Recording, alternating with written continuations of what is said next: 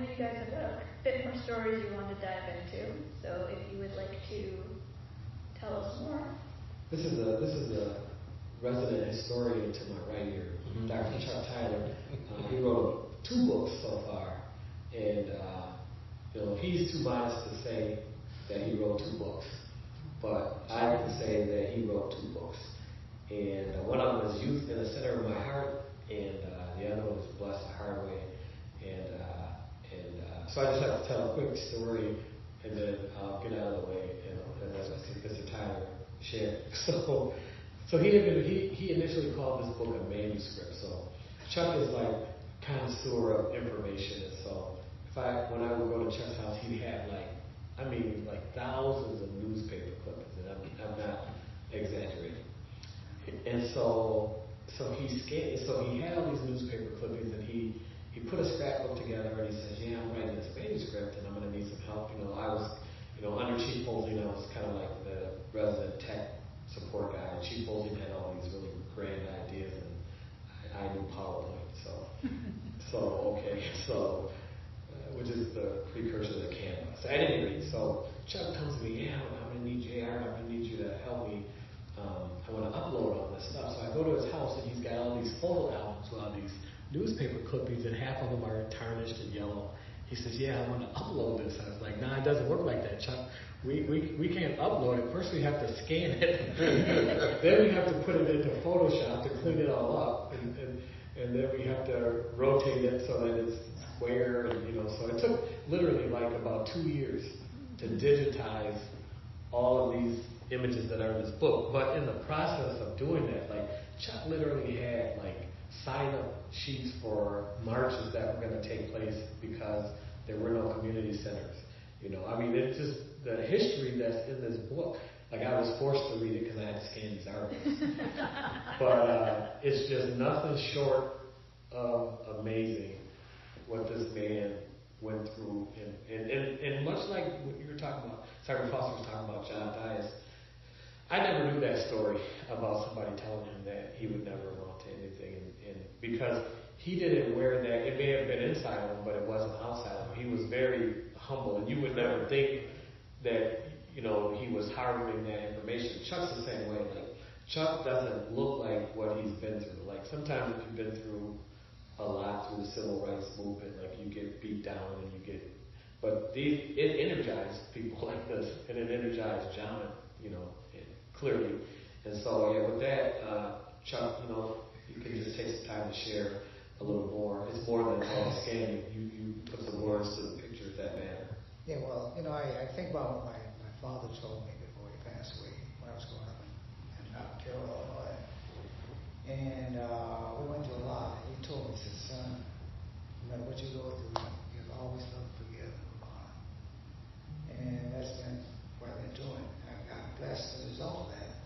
Because some people used to hate on me, turned around and started loving me because I was failing them. It might have turned out differently. All I can say is that it took me about 18 years to write that book. I took my time. Mm-hmm. Never thought I would be writing. I was in South Dakota, athletic scholarship, playing basketball, and I was the only black in the school except for 2 people from Africa. And I had a lot of time to myself. And I spent a lot of time, I don't know why, I spent a lot of time studying the dictionary and the book of Proverbs. And I see why. Because of my writing, it helped me.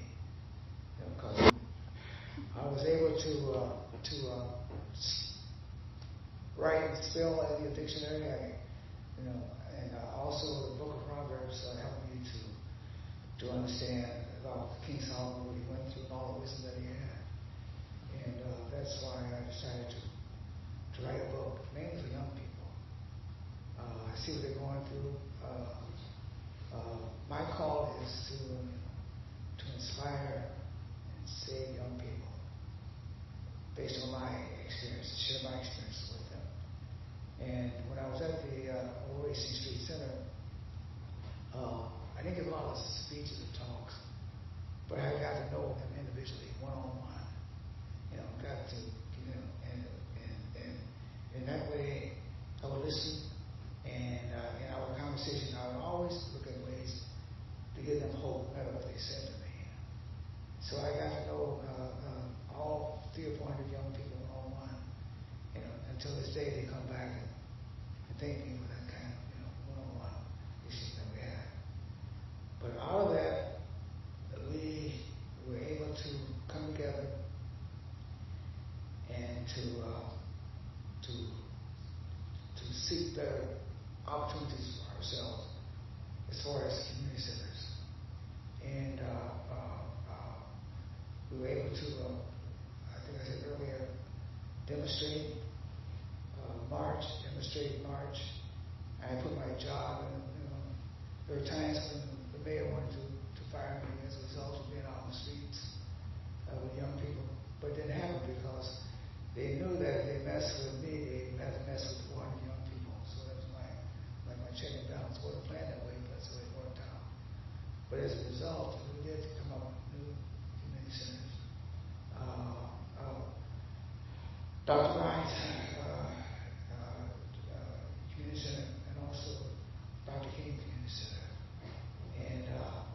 And as a result of that, I was blessed with them naming a center after me called Title Open Center as a result of just what I call doing what I was created to do, basically.